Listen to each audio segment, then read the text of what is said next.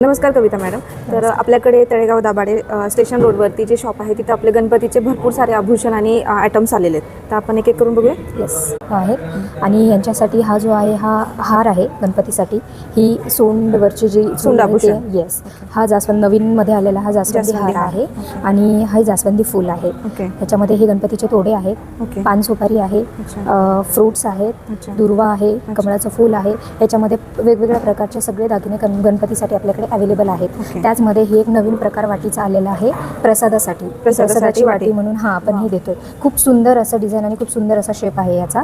त्याच्यासाठी आणि हा दिवा आहे. त्याच्यामध्ये दिव्यामध्ये नवीन प्रकार आलेला आहे. हा खूप सुंदर आणि छान दिसतोय.